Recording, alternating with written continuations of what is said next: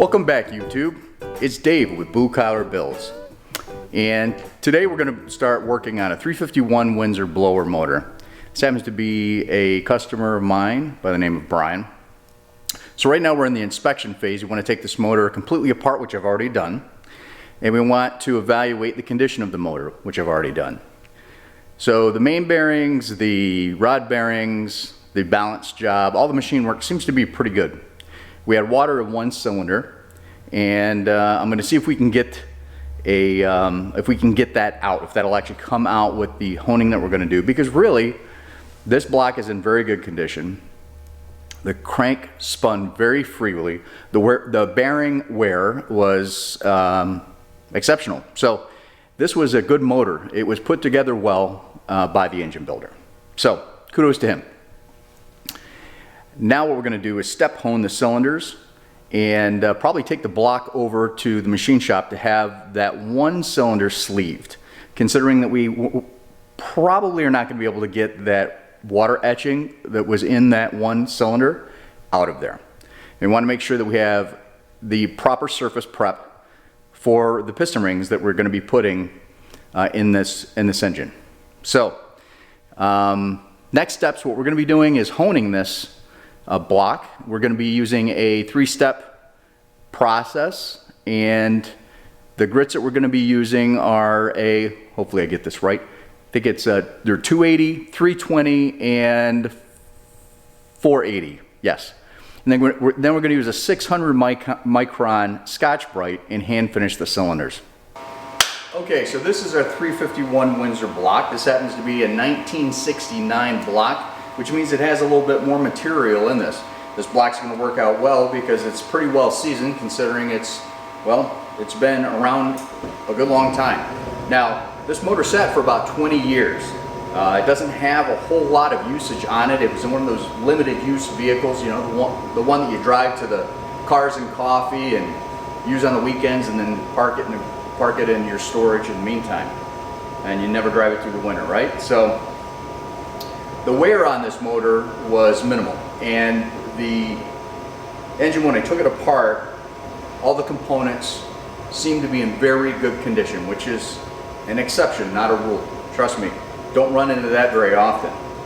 So we've gotten lucky. Hopefully we're going to be able to save a significant amount of machine shop work and dollars on this particular build.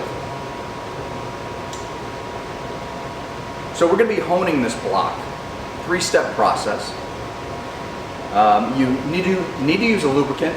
I like a combination of Dynatap, cutting oil, and mixed with just a little bit of transmission fluid, like Dextron 3. But WD-40 works fairly well also, and I've used that many times before. So that's what we're going to be using. So let's go ahead and put some in the bores.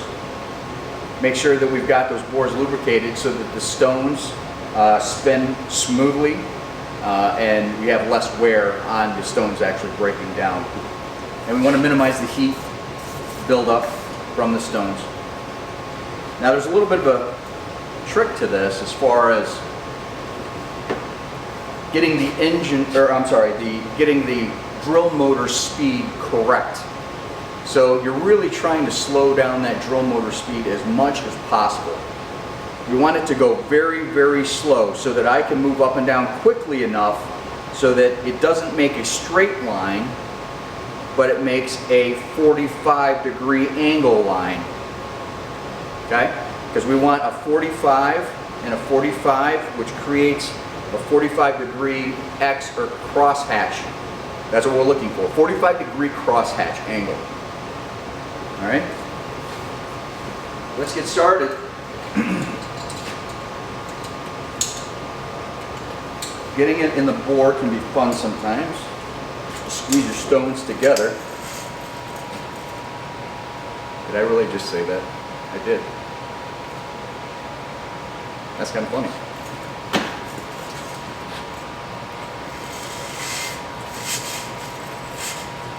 Let's see.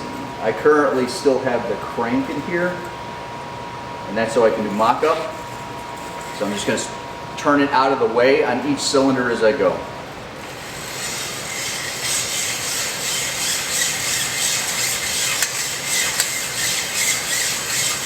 You want to come all the way up and out of the block and all the way out of the bottom.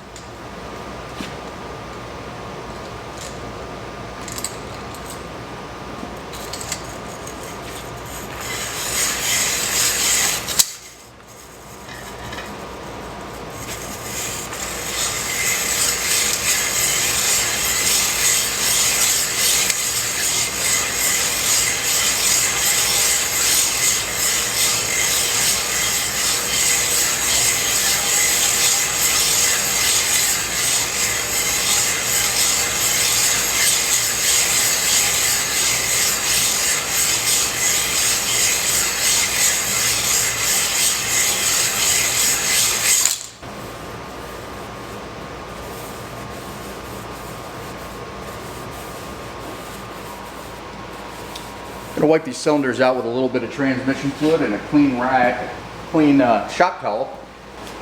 That'll get rid of any of the residual oil and grit left over from the honing process. And it'll shine the cylinders up a little bit too, allowing us to see that crosshatch pattern. Interesting, they're actually 302 flat top forged pistons, and with no valve reliefs. And if you take a 302 piston and you put it in a 351 Windsor block, like had been done to this particular engine combination, it sits down in the bore because with the factory rod, a 302 piston is much shorter. And if you use the 351 Windsor rod, that 302 piston will sit down in the bore. Matter of fact, on this particular engine combination, it sits down in the bore 188 thousandths. So it functions similar to a dish piston, but it's a flat top piston that sits down in the bore instead to create the dish. Kind of slick, actually. Just an FYI. So we're going to clean this out, and we're going to take a light and check our pattern and see how it looks. Give it a quick inspection. Whoops. Don't mind that.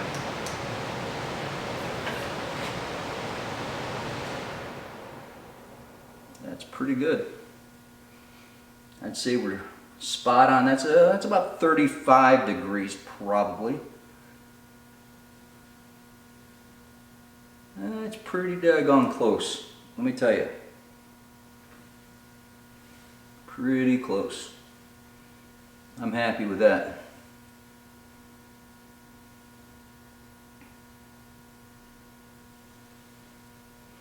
Okay, we got to do the rest of them. Well, we want to check our clearance. We want to make sure that, now if you noticed, I didn't do a lot of honing, and that's because we're trying to stay within our tolerance as far as piston to cylinder wall clearance, which in this case is between 5 and 7 thousandths. recommended for these Weisco pistons.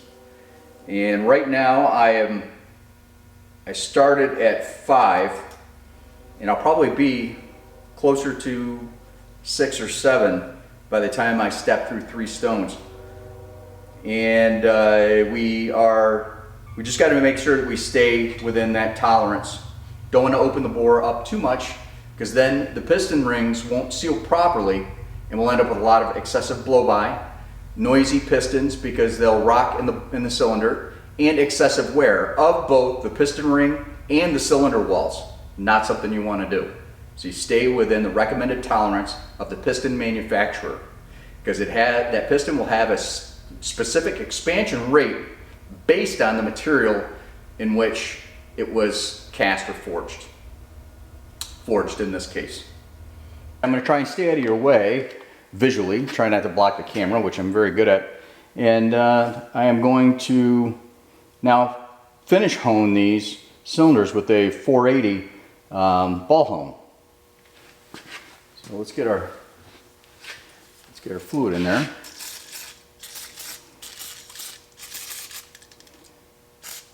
Cutting fluid, in this case WD-40 is what we're using, which worked just fine.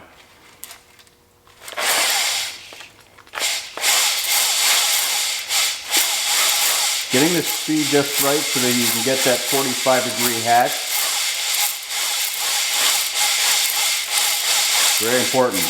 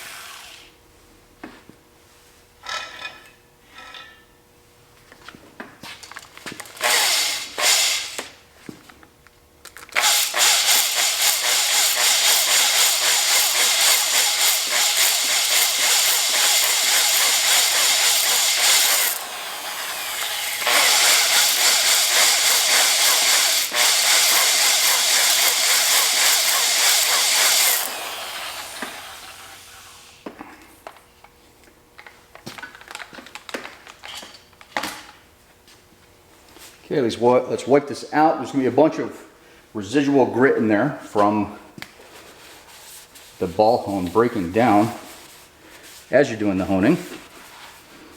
We try and wipe that out as best we can, because it kind of creates a little bit of a slurry, which will certainly impede our ability to see the reflection and then any of the resulting scratches, so we can evaluate our crosshatch.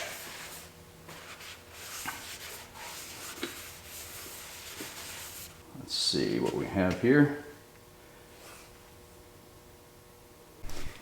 I can't tell if you can see that in the camera or not, but there's a very distinctive 45-degree pattern on there, and that turned out exactly how it was supposed to. So we're moving on to our final hand finishing. Okay, there you go. That is one of the cylinders after the hand finishing.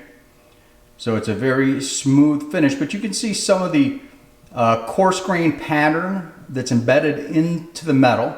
That's going to give us the amount of oil retention that we're looking for on this blower motor, but yet while having a very smooth finish for the rings to seal against.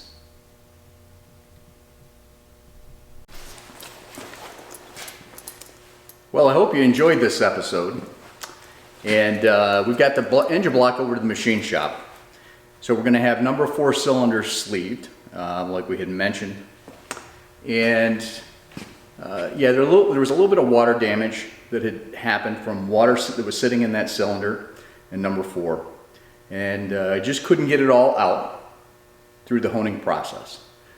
Now, we do have on that side of the engine, we had 5 thousandths worth of piston to cylinder wall clearance. We can go within tolerance up to 7 thousandths.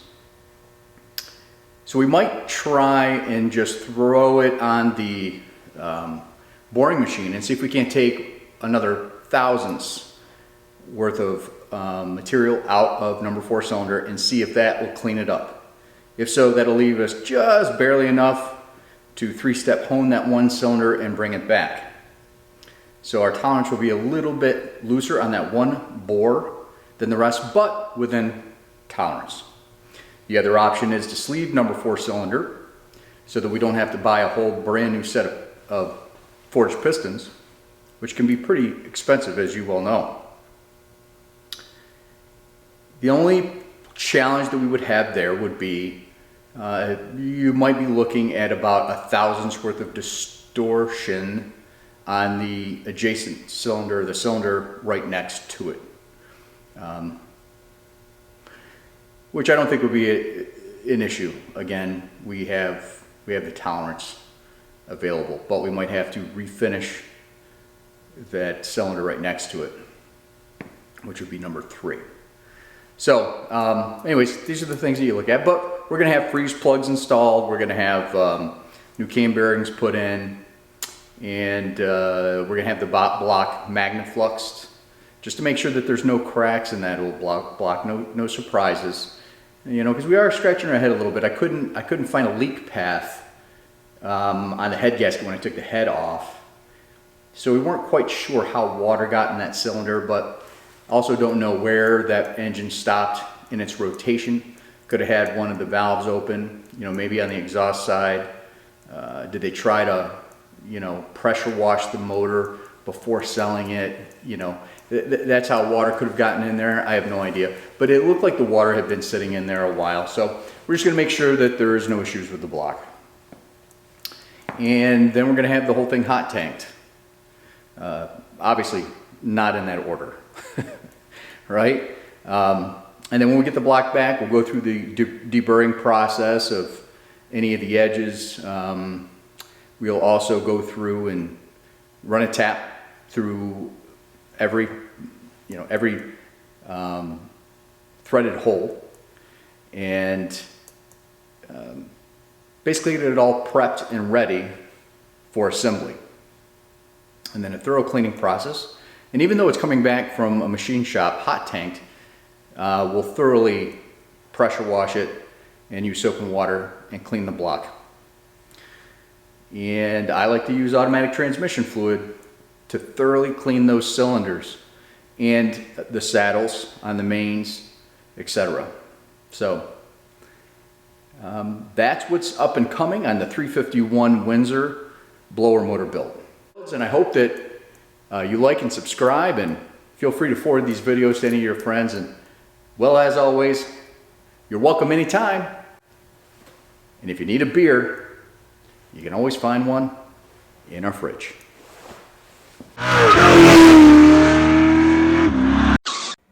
Thank you for watching Blue Collar Builds.